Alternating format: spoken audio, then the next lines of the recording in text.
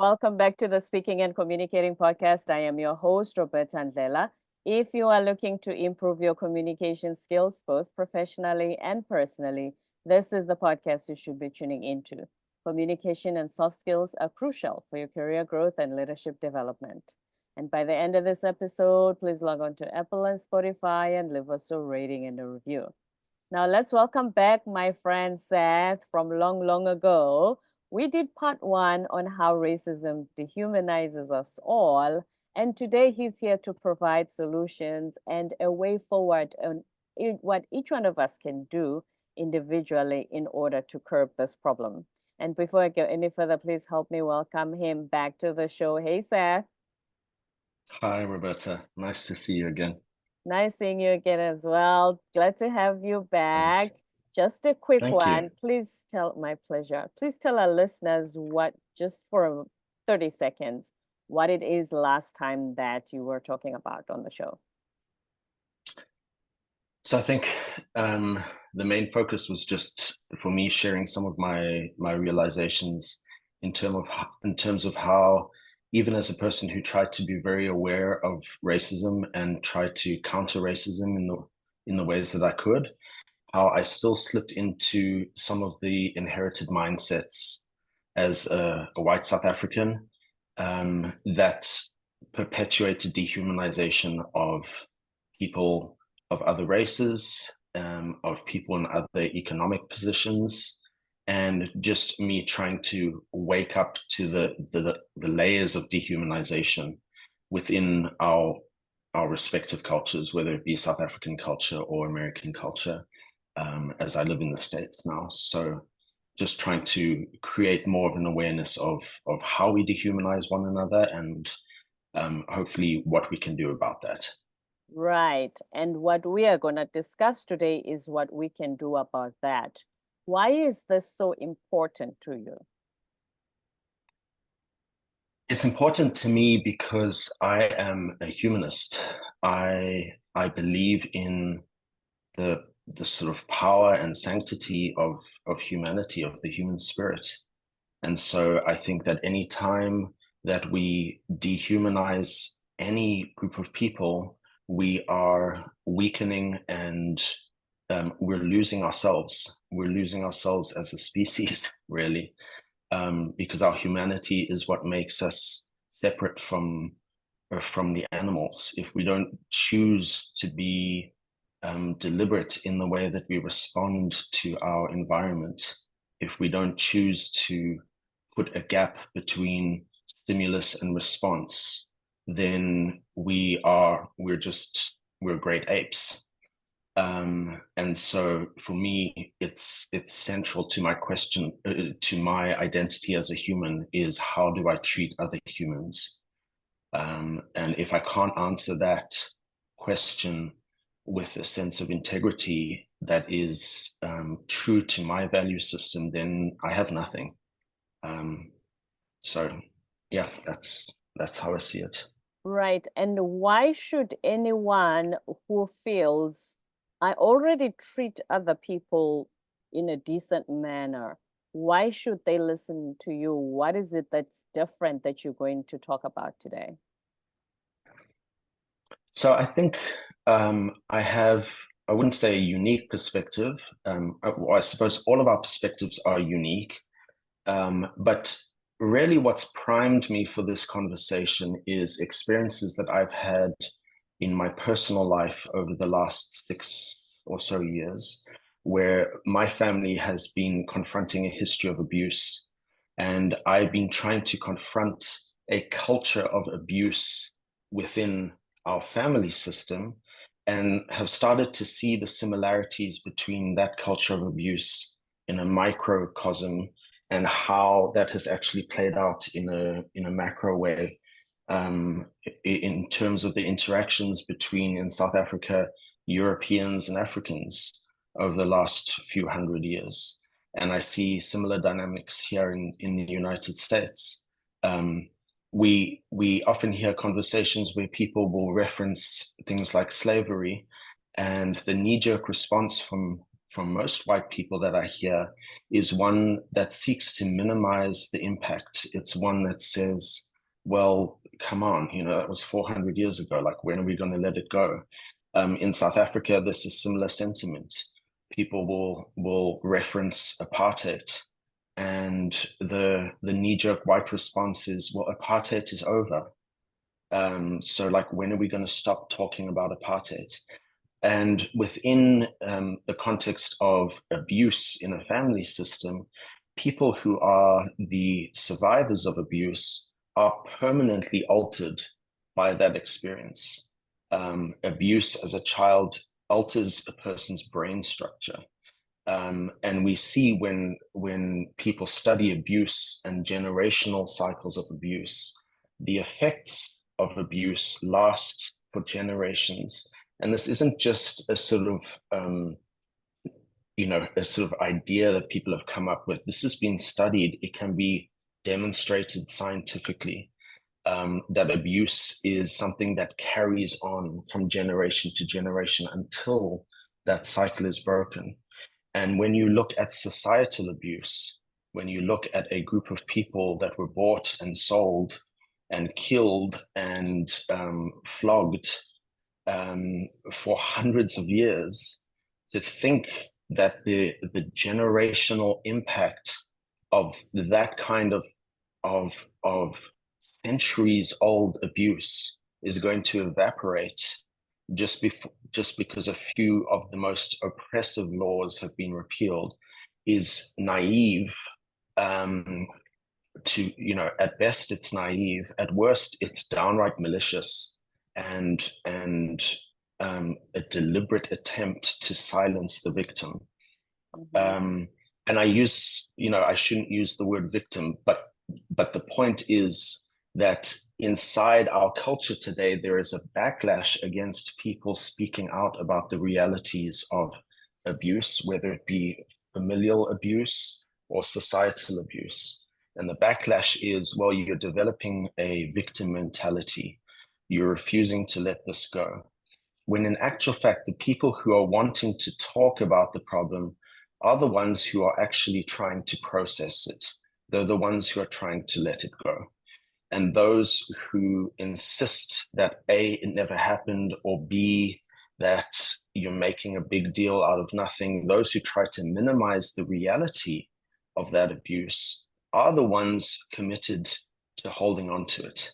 And you see in psychology, people who are incapable of confronting past trauma, for instance, are really the ones that then pass it on to the next generation. So they're holding on to it and they're passing it on. And so I think for me, my perspective now has become honed by the fact that I see these really terrifying similarities on a societal level to what I have experienced on a familial level. And I feel like I have a responsibility to speak out about it and speak about what I see. Mm-hmm. And when it comes to those similarities as well, have you found that like you said, the ones who perpetrate the problem, or not just the ones who actually create the problem, but the ones who say, I didn't create this, I did not participate in creating this issue, why should I be expected to do anything? Yeah. So let me describe a phenomenon that I've experienced personally and then seen play out in so many other people that I am close to who have experienced similar dynamics.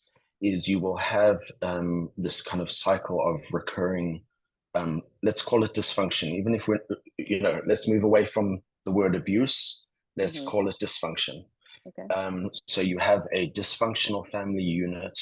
And in all of these cases, there is what I call the big lie. So in my family, the big lie was that we were the perfect, the perfect religious Christian home. And you guys to the seem like it. That's what we've always known. Yes. Yeah. And from the outside, we absolutely looked like that because we knew how to portray a public, as kids, we knew how we needed to behave in public. We knew how we needed to behave around our parents. The big lie was that behind closed doors, there was a lot of abuse going on. And so what you'll see in families is that people move to a point where the active abuse has stopped. So the kids aren't being hit anymore. The sexual assault survivor is not being sexually assaulted anymore. It is now 20 years later, or whatever the case may be. And now the survivor of the abuse is, because it tends to happen many years later, that you start to confront the trauma because it eventually erupts in a way that can't be repressed anymore. And so for me, it reached a point where I had enough mental health crises that I was finally diagnosed with complex PTSD. And it was a case of, okay, I can't ignore this anymore. I can't ignore this anymore. If I am to go on, if I am to function, if I'm to hold down a job, if I'm to be a father and a husband in a meaningful way, I have to face this past. And so the conversations So start you can't happening just let it around. go, as we are told. Just let it go. It We happened a would long time love ago. to. We would love to. The victims of abuse have wanted to let it go more than anyone else. We're the ones who have suppressed it in our subconscious mind and tried to pretend. To anyone who asked me, I would have said I had the perfect family. I love my parents. And I genuinely believed it. I genuinely believed it because I had stuffed it so far down that I believed my own propaganda, that I had a perfect upbringing. And so when it gets to the point that I actually cannot function anymore, and I have to choose to confront and heal this trauma in order to be a functional human being, then the conversations start happening around what really happened, what the Randall family really was like behind closed doors. And immediately you get a backlash from two sources. The first source is the perpetrators of the abuse, who will generally respond with aggression or denialism. But then even in some ways, even more devastating response is the response of those around them who say, I can't quite believe this. This doesn't fit with my experience of the Randalls. I interacted with you guys over the course of 20 years. Can you imagine how shocked I was? Yes. Absolutely. And it doesn't fit with my experience. And at that point, that bystander, and so now I'm finally getting back to your point, the bystander, the white person in America today, or the white South African who says, okay, well, I didn't cause the abuse. At that point, I have a choice. I either take the survivor's story at face value and say, oh, wow, I did not know that. It doesn't fit with what I experienced personally, but now I'm going to renegotiate my perception based on your testimony.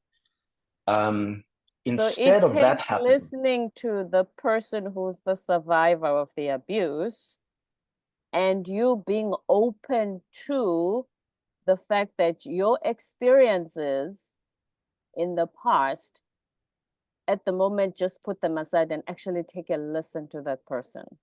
Because a lot of the time when the conversation is shut down, it's a matter of, this is what I know. This is what I know about the Randalls. Seth, there's no way what you're telling me is true. So it's the same with racism. This is what I know. You guys have all the rights now. What more do you want?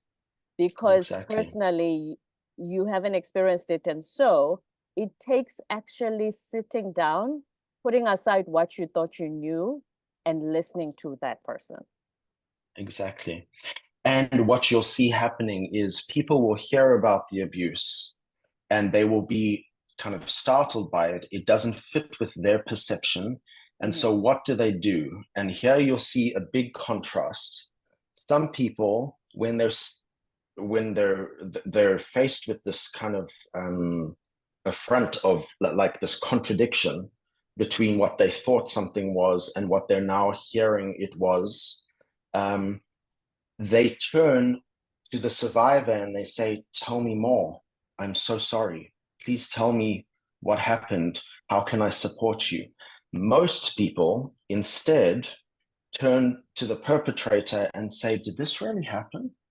Now you can imagine what answer are they going to get? And on a societal level, this is what happens. White people will hear the narratives of, a white South African will hear a black South African talk about apartheid, and they will say, eyes rolling, are we still on this? And then instead of engaging with the survivor of apartheid, and they don't even have to have lived during apartheid, they are the survivors of the legacy of apartheid. Instead of listening and then renegotiating their perception with this new information that they have, which is, hey, my life is still the same. I still live in Alex. I'm still suffering all of the economic problems that my ancestors suffered under apartheid. Right. Instead, they turn to their white compatriots and they say, "Guys, seriously, can you get over these people? Why are we still talking about apartheid?" It's the societal equivalent of going to the perpetrator and saying, "Tell me more." "Oh, well, he's blowing it out of proportion. I mean, what he says, you're going to get a response that defends the abuse or the injustice and Because you're keeps going you to the in wrong this source closed in loop. the first place. You're looking for reassurance Of about what you your already believe rather than being open exactly. to new You're information. not looking exactly. You're not looking for truth, you're looking for reassurance. And so you see this playing out all the time where people are sort of like disquieted by a narrative.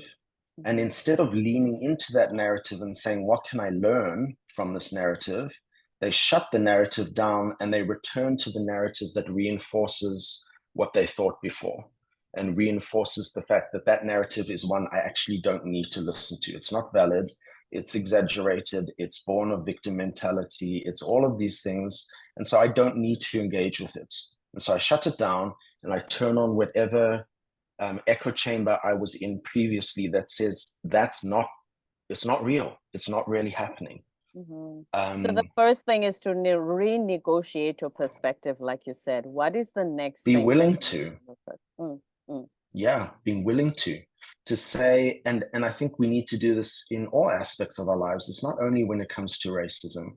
We need to be willing to question things. We need to be willing to question what we've inherited in terms of our understanding of something, our thinking on an issue, and we need to be willing to question our, whether our experience is representative of the truth. I could, well, I won't go into lots of examples. I don't want to. That's totally fine. What's another strategy for basically actively doing your part in curbing the problem? Listen, I don't expect anybody. We're not talking about marches to parliament or whatever, but individually in your own circle of influence. So for me, there's a few things. The next thing, and I'm not going to get political, but I think we need to be deliberate about the people that we elect on a local, on a regional, on a national level. We need to be deliberate about choosing people of influence who we will be influenced by, who we're going to listen to on the radio, who we're going to read.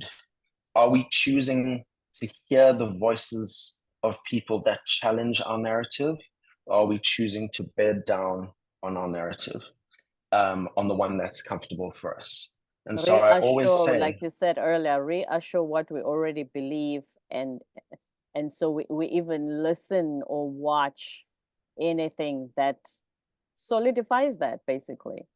Absolutely. And I think we live in a world where social media automatically skews us towards like-minded people, like-minded content. And we actually have to be deliberate and proactive about countering that. Mm-hmm. So if I have a political leaning one way or another, my social feed is going to feed me more content along those lines.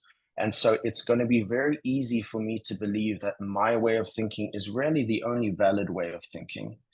And this applies across the political spectrum. So I'm not aiming this at one side or another. No, We no, need to there's no right or wrong. realize you need to realize that if you are to have a genuinely informed opinion, you need to expose yourself to quality content that challenges your view. That doesn't mean that you'll change your view necessarily, but it means that you are seeing a fully formed, humanized version of the view that you differ with. Mm-hmm. And I often want to start a conversation with someone by saying, okay, in this conversation, if you were me and I was you, why don't you argue my point and I'll argue your point? I want to see how well you understand my point of view. I'm not saying you have to agree with the argument. You can say things that you think are complete balderdash, but argue it as if it was your own point. Mm. And if they can flesh out the argument and be convincing and touch on the main points, then I say, okay, this is an open-minded person. They're aware of what they disagree with. But so often people are unaware of what they're disagreeing with. They've heard sound bites on the internet. They've seen one-liners and takedowns where people are dissing each other on the internet, and they are responding to the emotional content of those short little sound bites. What Right. they haven't done is even understood the legitimate claims that they're rejecting. And I think, we can start there. We can say, okay, even if someone disagrees with the position, for instance, you have creative solutions to racism that people have come up with. And yet you have a very strong political response to some of those suggestions. What I've noticed is that people aren't responding to the content of the suggestion to say, you know what, great idea, but I think you've done it wrong in this way. What they're doing is they're shutting down the discussion. They're saying this is an invalid The discussion. narrative has been driven. And so whatever is deeply Absolutely. implanted in them, they don't want to challenge that, as we mentioned earlier. If So if you come, sorry, go sorry, if you come ahead. to me and you say, here's my solution, I've come up with this idea of critical race theory that I think we should educate people with. A constructive response says, okay, let's go through that and let me tell you where I'm concerned. I'm concerned about this because I think it gives that impression which I disagree with. Let's engage with it. Or say to me, okay, you know what? I think that is not constructive, but I've come up with another idea, and this is my submission to the conversation. This is what I think would be a better response. Instead, the response is, this is garbage. This is woke Pulling the red nonsense. card, it's long ago, Yes, shut etc., it etc. down. Shut Yes. it down. What would you say when it comes to, because we usually make this joke of get yourself a white friend, they'll ask for the manager on your behalf. Because just generally in society, white people's voices tend to be more heard than if I had the same complaint. I think they even bring me Mm. the waiter, not even the manager. Shout out to waiters. Yeah. But in like for instance, in a family setting, if they're having Thanksgiving dinner, do I need to challenge my family if they say something about Black people, especially if I haven't experienced any interaction with them, or is it even my problem? Um, that I sigh because it's something that I struggle with. Where you're in a setting where you are a guest, for instance, you're visiting someone else's home, and maybe another guest of theirs says something racist, and now you feel like, is it my position to oppose what they're saying and create this awkward scenario when I'm a guest in this person's, I'm a guest in this person's home? And I think we need to, well, I would like to see us getting back to a point where we can disagree agreeably. And we can say, we don't have to have a screaming match, but we can say, I actually feel very differently about that view. We can chat about it if you want, but we don't have to talk about it here. But if you could please not use that use that phrase, or whatever it is. Just kind of put up a flag to say, I disagree, this is wrong. We don't have to fight about this here, but I'm just registering a complaint that's, and I think there's different degrees. If I hear someone using the N-word, I'm going to say something. I'm just not going to let it pass. I'm sorry. If I hear someone saying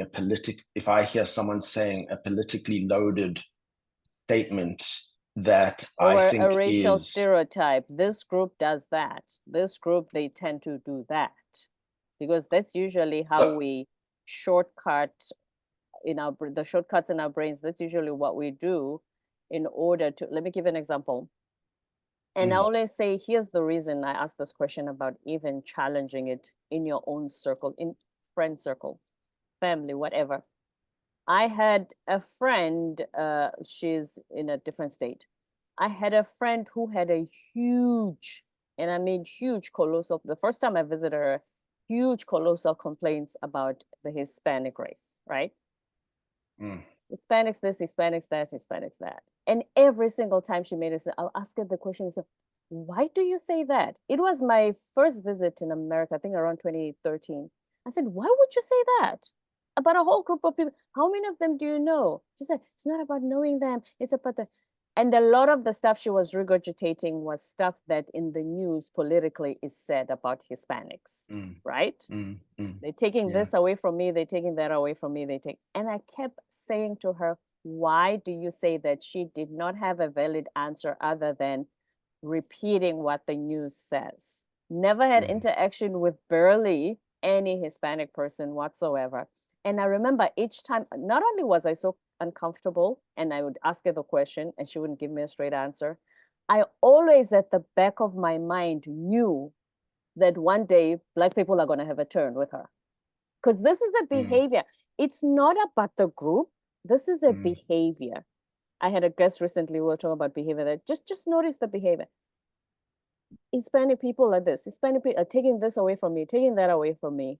And I remember saying to myself, I'm not comfortable as a Black person in her presence because my turn is coming. And boy, did it come when she posted something on Facebook. I said, there we go. Absolutely. I knew it's her behavior.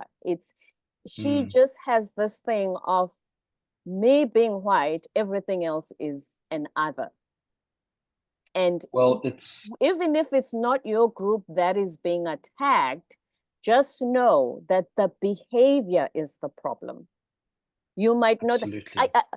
I wasn't stupid enough to think, oh, because she's not talking about Black people, I'm safe. No. The behavior, and I was having a problem with the fact that you are stereotyping another group and you have no valid answers. She posted something about Black people. There it is. Yeah, absolutely. And I think it's this, I don't know, it's this human selfishness where we say, okay, as long as the gun isn't pointed at me, I'll let the gun be out in public. What we need to say is, why are you brandishing a gun at dinner? You know what I mean? You're doing something, you're aiming it at someone. And I shouldn't use the gun example in America because that's a loaded pun intended. But Yeah. you're absolutely right. If we look at Nazi Germany, it's kind of the attitude that, well, I'm not Jewish, so I'll let it happen. Well, what happens then when they invade your country as a neighbor? Oh, well, now I'm concerned. But the country next door, well, it's not happening to us, so we'll let it happen. Well, next is your country. So we If the can't behavior is there, allow. you're going to have a turn. Yes. Exactly, absolutely. We Mm-hmm. can't allow evil to flourish unchecked. And yet, at the same time, I have learned firsthand how futile it is to argue with someone who is not interested in uh, is not interested in truth. They're interested in winning an argument.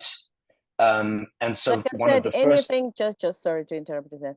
Anything in Mm, that example I quoted with the person who used to be my friend is nothing she said was valid. yeah, It was, we all know you spread propaganda. They don't care about the truth. So nothing she said was valid. It's not even her looking for the truth in what's wrong with Hispanic people. She just was mm, regurgitating whatever she had, perspective, feelings, and thinking whatever the news tell her she's threatened by. It none of it made any sense. When people argue, it doesn't need to make sense to them. They just want yeah, to absolutely. take whatever standpoint they have. Yeah. Absolutely. And so you can tell very early on in a discussion with someone whether they're pausing and listening or whether they're just holding their tongue, waiting for you to stop talking so they can insert their next argument. And so, I mean, the flip side of that is that we need to make sure that we're people who listen to a viewpoint, even if we find it offensive. Have we at least heard it out? Right. Um, but we don't have to keep exposing ourselves to things that are hateful. Um, for me, the difficult thing as a trauma survivor or as abuse survivor myself, um, I have to remind myself that it's okay for me to be angry. It's okay for me to grieve. It's okay for me to have community in that anger and grief. But, not but, and when I want to change the world and I lead with anger, very little is going to change.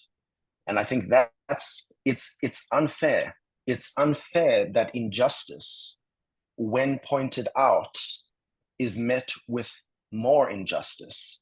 And that the survivor of that injustice has to be the big one to say, I'm not going to respond to personal attacks with more personal attacks. I'm not going to respond to vitriol with more vitriol. It's not fair. It's not fair. But I You're feel like. already the injured party, and everyone tells you be the bigger person. Absolutely. And sometimes we're not capable of that, and we can have grace for that. Um, and when we're wanting to make an impact, sometimes we need to just express ourselves. Sometimes we need, like I said, we need community in our lived experience, and unfiltered community. But I always feel that when we are wanting to present a message to the world, let that message be rooted in truth. The minute we dehumanize in response to dehumanization, we are all falling down together. And so I'm not saying I get it right all the time, but I Right. try to let my message be rooted in truth, and be rooted in, yeah, vulnerability as much as possible. And for me to not fight fire with fire when people make unfounded, personal, um, cruel or dehumanizing attacks. For me to rather disengage and seek refuge with people that are like minded. And when I'm ready to speak to the world, to speak again from a position of power and truth. as opposed to a position of vitriol. And yeah, it's a difficult position to try and maintain. Yes. So let's just recap on these three. First, you said let's renegotiate our perspective and be open to listening to the one who's the survivor, who's the injured party. And then secondly,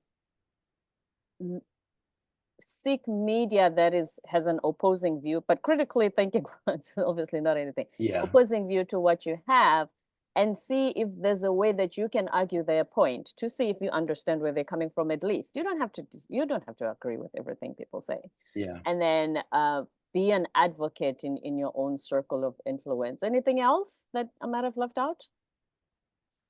No, I think that's great. You know, we can choose to be part of the solution.